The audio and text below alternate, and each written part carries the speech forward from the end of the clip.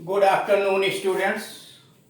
इस वीडियो के अंतर्गत हम लोग पर्यटन कार्यालय में साथ ही साथ होटल में किस प्रकार के वाक्यों का प्रयोग किया जाता है उस संबंध में जानकारी प्राप्त करेंगे। पर्यटन कार्यालय in the tourist office. In the tourist office आपको यात्रा करनी है, आप टूरिस्ट ऑफिस में गए हुए हैं, कार्यालय में गए हुए हैं, वहाँ किस प्रकार के वाक्यों की आवश्यकता पड़ेगी पूछताछ में, उसमें से कुछ वाक्य यहाँ दिए गए हैं। जिसमें पहला है, इस शहर में कौन कौन से स्थान देखने लायक हैं। इस शहर में आप आए हैं, नए हैं, तो पूछताछ तो करनी पड़ेगी पर्यटन कार्यालय में। तो इस शहर में कौन कौन से स्थान देखने लायक हैं। Which are the worth seeing places? Worth seeing places, देखने लायक स्थान। Which are the worth seeing places in this city? इस शहर में कौन कौन से स्थान देखने लायक हैं। Which are the worth seeing places in this city? यानी इस नगर में कौन कौन से स्थान देखने लायक हैं। Which are the worth seeing places in this city?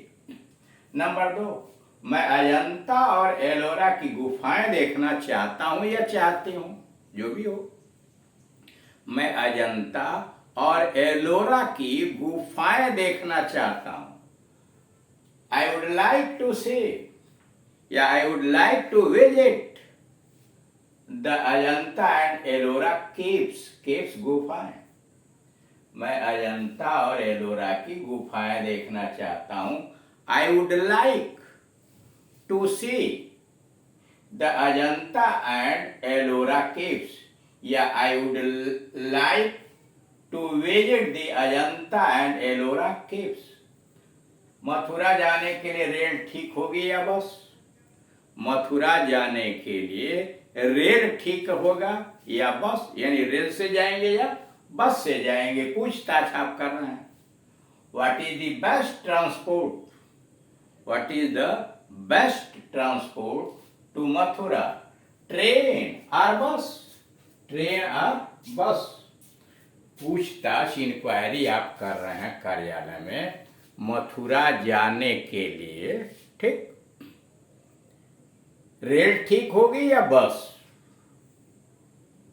तो what is the best transport, what is the best transport to Mathura. Mathura के लिए सबसे अच्छा यातायात का साधन क्या है, ट्रेन और बस, ट्रेन और बस।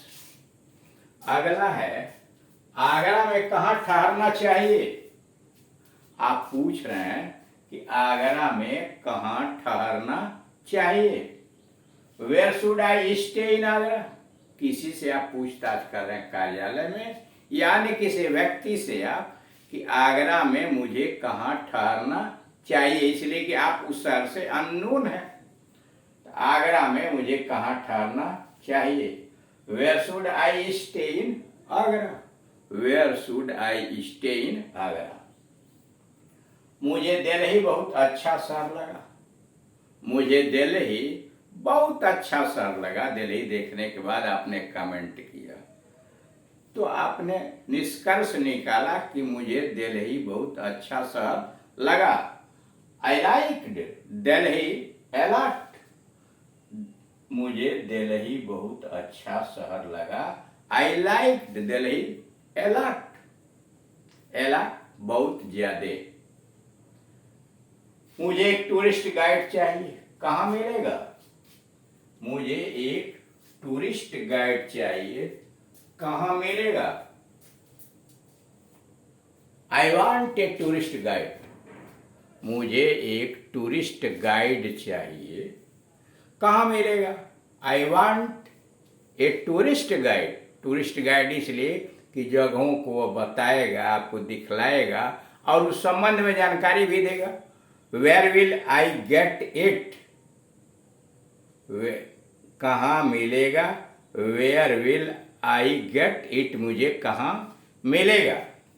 मुझे एक टूरिस्ट गाइड चाहिए, कहाँ मिलेगा? I want a tourist guide, where will I get it कहिए या गेट हिम कहिए, गेट हर कहिए। अब आइए होटल में किस तरह के वाक्य प्रयोग किए जाते हैं। इन द होटल, क्या कोई कमरा खाली है? क्या कोई कमरा खाली है? Is there any room available in this hotel? क्या कोई कमरा खाली है? होटल में आप पूछताछ कर रहे हैं। Is there any room available in this hotel? Is there any room available in this hotel? Single double bed के कमरे का क्या किराया होगा? सिंगल या डबल बेड के कमरे का क्या किराया होगा? What do you charge?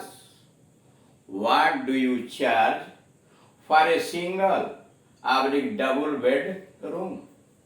Single या डबल बेड के कमरे का क्या किराया होगा? What do you charge for a single double bed room? मुझे ठंडा गर्म पानी चाहिए। Give me some cold hot water. मुझे ठंडा पानी चाहिए। Give me some cold water. या आप कह रहे हैं मुझे गर्म पानी चाहिए। Give me some hot water. Give me some hot water. अगले में आइए नंबर 3, मेरा सामान कमरा नंबर 6 में ले जाओ। मेरा सामान कमरा नंबर 6 में 6 में ले आओ। Take my baggage luggage to room number 6 please. मेरा सामान कमरा नंबर 6 में ले आओ। Take my baggage to room number 6 please या take my luggage to room number 6 please. मेरा नाश्ता कमरे में भेज दीजिए या मेरा खाना कमरे में भेज दीजिए।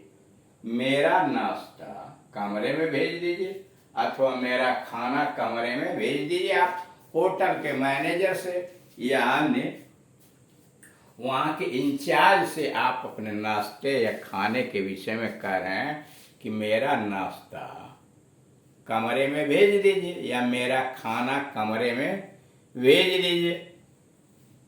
तो please send my breakfast. Please send my breakfast lunch dinner in my room.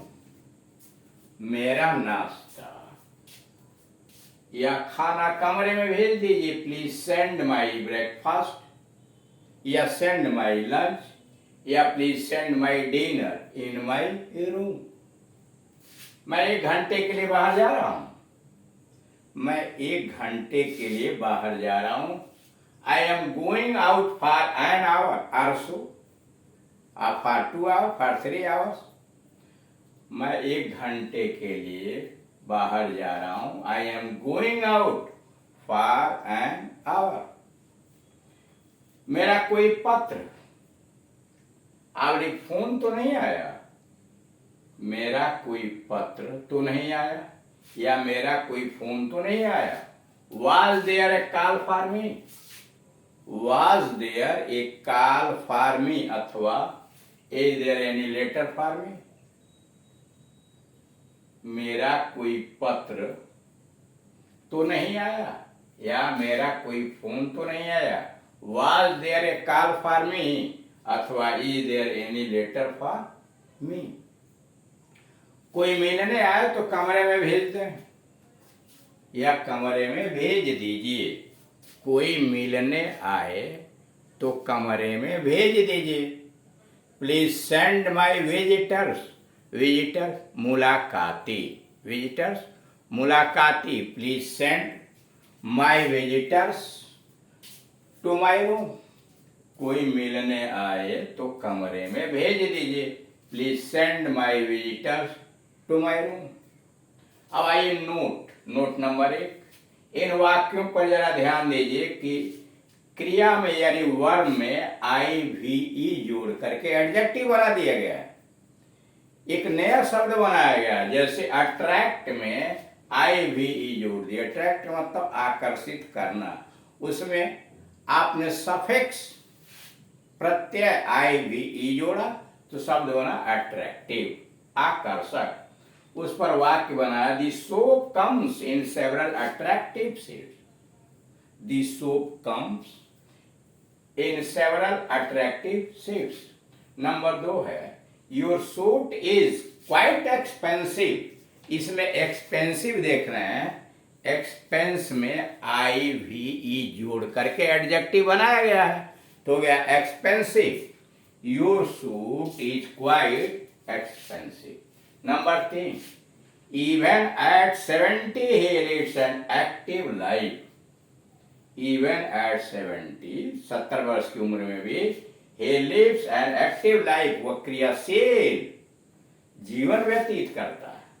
अब एक्टिव कहां से बना, एक्ट में आई भी ई, क्रिया में आई भी ई सफिक्स लगा करके आपने एडजेक्टिव बना दिया। ऊपर के वाक्यों में अट्रैक्ट से एट्रैक्टिव बना है, एक्सपेंस से एक्सपेंसिव बना, और एक्ट से एक्टिव विशेषण बना है। इन सबके अंत में आई भी ई लगा हुआ है, यानी क्रिया में आप आई भी ई लगा करके आप नए नए एडजेक्टिव बना सकते हैं, जैसे डिस्ट्रॉय से डिस्ट्रक्टिव, डिस्ट्रॉय से डिस्ट्रक्टिव। नंबर 2, नोट नंबर 2 पर आइए। It is dangerous to drive fast. तेज गाड़ी चलाना खतरनाक है, इट इज डेंजरस। अब इसमें डेंजर में ओ यू एस सफिक्स जोड़ा गया है।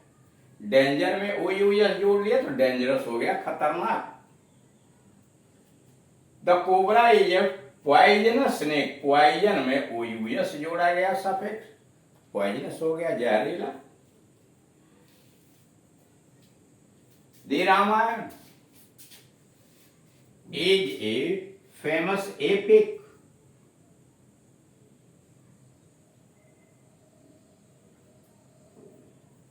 दी Ramayana is a famous epic. Ramayana एक प्रसिद्ध, फेम में वो यूएस जोड़ा गया। रामायण एक प्रसिद्ध महाग्रंथ है।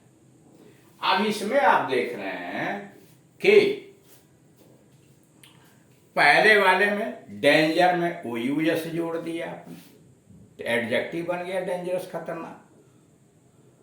पॉइजन में नाउन है पॉइजन जहर, उसमें ओ यूएस जोड़ दिया तो पॉइजनस हो गया। फेम में ओ यूएस जोड़ दिया।